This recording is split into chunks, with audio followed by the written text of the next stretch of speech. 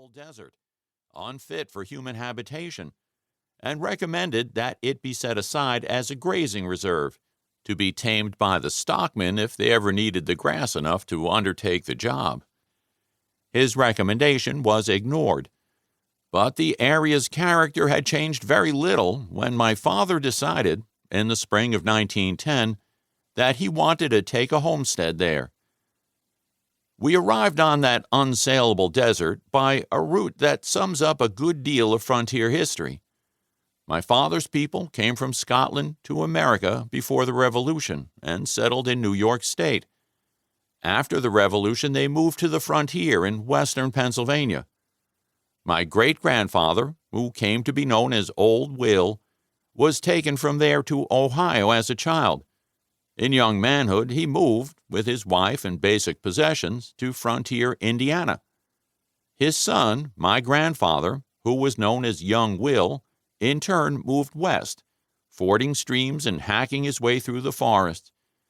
But by then, the frontier was moving swiftly westward. Young Will went all the way to Nebraska.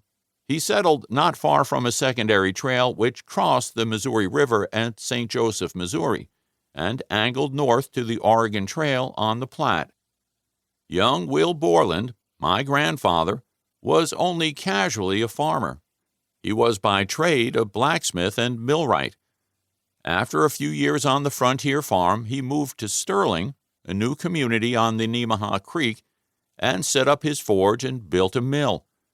He was a small bull of a man, 5'6" and close to 200 pounds.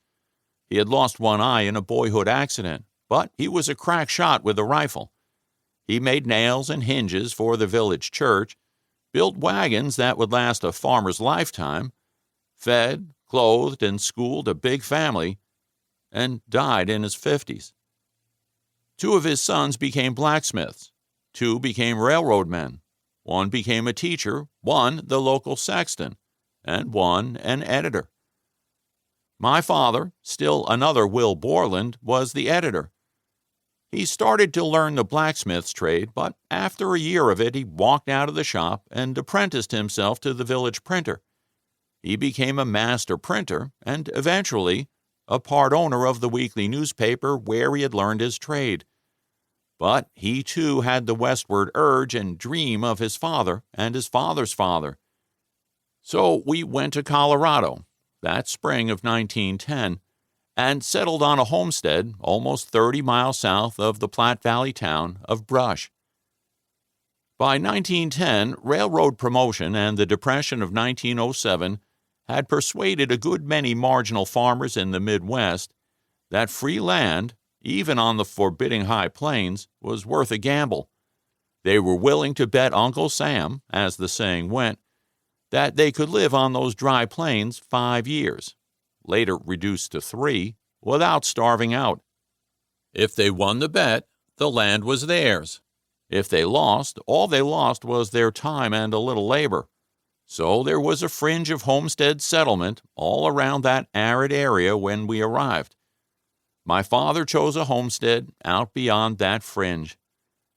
Our homestead was as far from Brush, both in distance and in travel time, as Hillsdale, Ohio had been from Chillicothe in my great-grandfather's day. It was as far from my grandfather's homestead near Vesta, Nebraska, had been from Nebraska City. In terms of horse travel, the means they used and the means we used, it was a good 5 hours each way, even in good weather. In spring mud or winter snow, it was a long, all-day trip each way. There were telephones in our day, but the nearest one was 12 miles from the homestead. So was the nearest post office. The nearest doctor was 30 miles from us, and our closest neighbor was 2 miles away. Looking back from this age of atomic power, our life on the homestead seems almost as strange as life in medieval England. Yet the grandfathers would have been at home there. They pioneered in timbered country, but the plains would not have baffled them for long. Lacking logs, they would have built a sod house, as we did. Lacking firewood, they would have burned cow dung and sheep dung, as we did. They would have made do with what they had until they could provide better. They would